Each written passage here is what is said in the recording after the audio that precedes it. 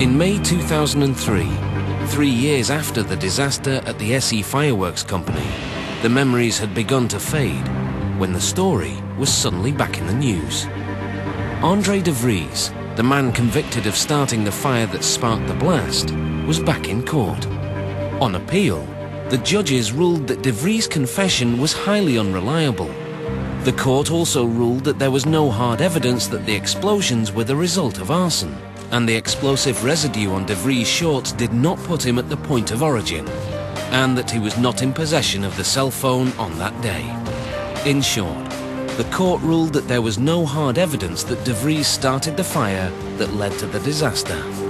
André de Vries' conviction was overturned, and he was released and awarded €125,000 in compensation. The men who led that police investigation were devastated. En ja, toch een soort schuldgevoel die wij hebben dat we het niet opgelost hebben. Het heeft mij al 5 jaar van mijn politieloopbaan gekost, dit onderzoek. En de centrale vraag van wie is verantwoordelijk voor het eerste vlammetje staat nog open. Zolang deze vraag nog niet beantwoord is, denk ik dat het onderzoek voor mij nog niet gesloten is.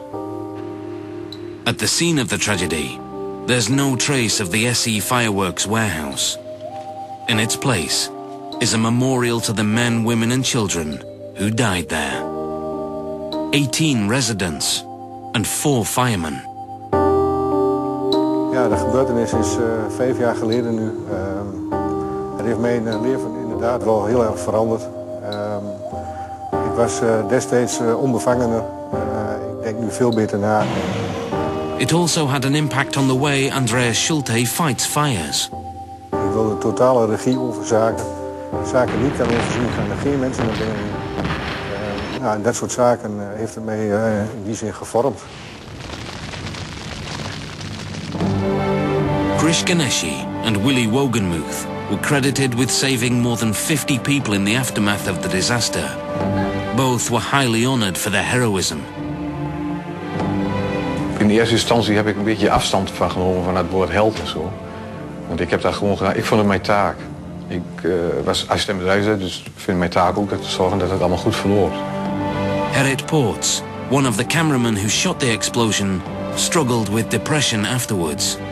And he still thinks about the news photographer who was killed chasing his scoop. Sometime we told Marcel, you're taking so many risks. And he said, well, let me take my risk. When I'm going to die, I hope it's in a fire. And that's what happened to him, fortunately. With the encouragement of the firemen, Gerrit went back to shooting fires, which means that sometimes he films his son Johnny in action.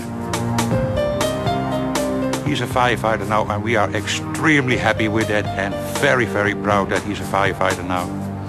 Unbelievable. The Dutch have rebuilt from the rubble of the massive explosion that tore this town apart. But fireworks that once symbolized celebration in the Netherlands now have a more somber meaning. They're a vivid reminder of the catastrophic chain of events that changed the face of Enschede forever.